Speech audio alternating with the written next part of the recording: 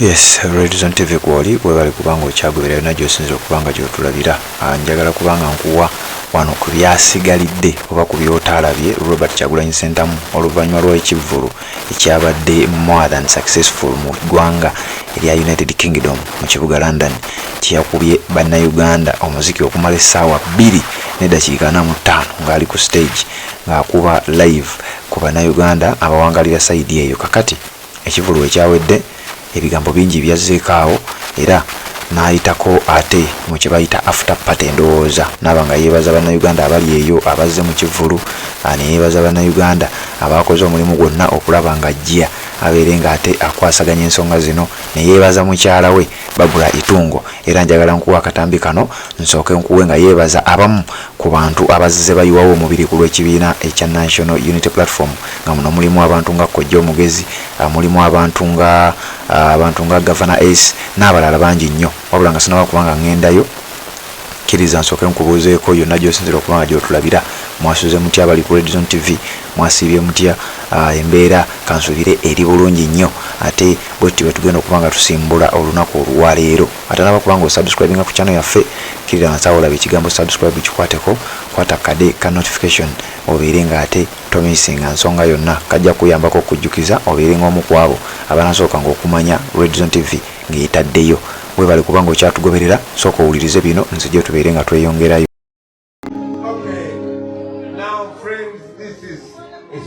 Thank you to all of you, the friends, the family, the artists, the old friends, the NUP chapter, the promoters, all of you. Thank you for making this possible. Please know we don't take for granted the fact that we can unite again and sing. For us, this is a luxury. We don't get this from. So please know we appreciate connecting with all of you, the old friends, MC Richie here.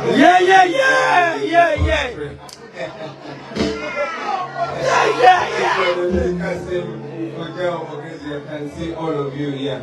Please know that this is special to us. You are special to us. We celebrate you. We respect you. We appreciate you. We are here with producer Tony Halls. We are here with Ogelwa. We are here with Sam. We are here with Eric. We are here with Kamanda, with manager El Ganja. All of you guys. It was a tough time with our promoter, Josie Jobs. But we made it happen.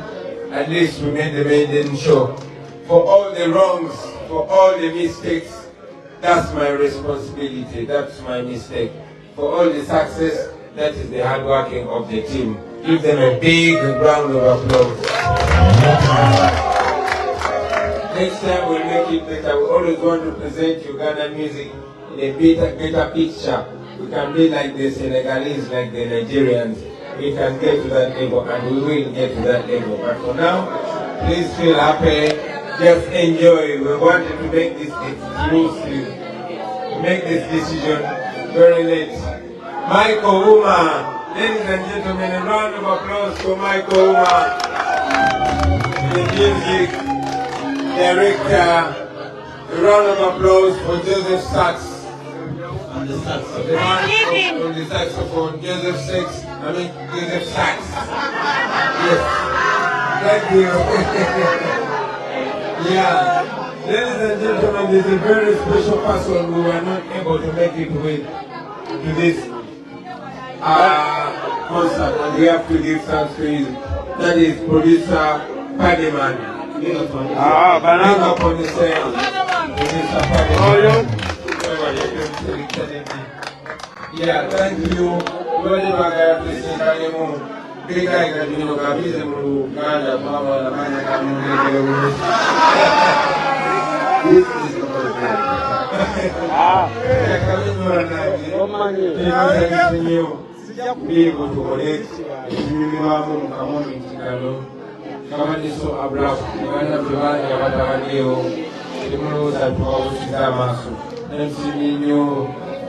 Chairman Alan Mwanga, producer. Ladies and gentlemen, round of applause for producer Dan Magic.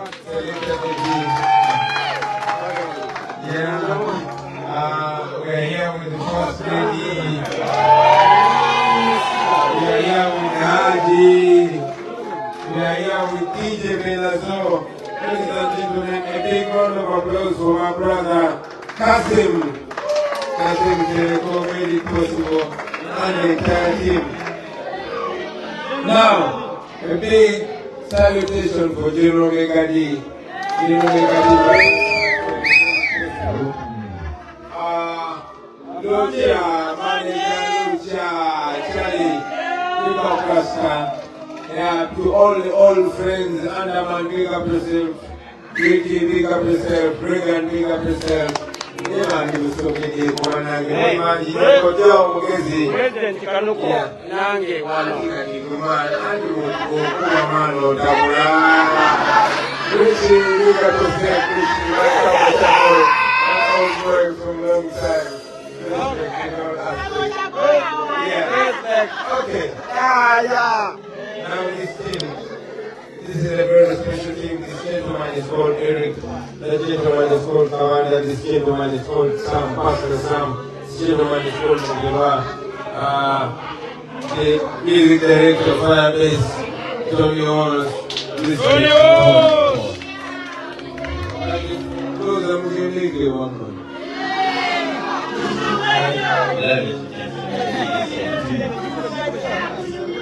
Last year, I was going to Makaiba. I was going to so. Remember Makaiba promise was given again.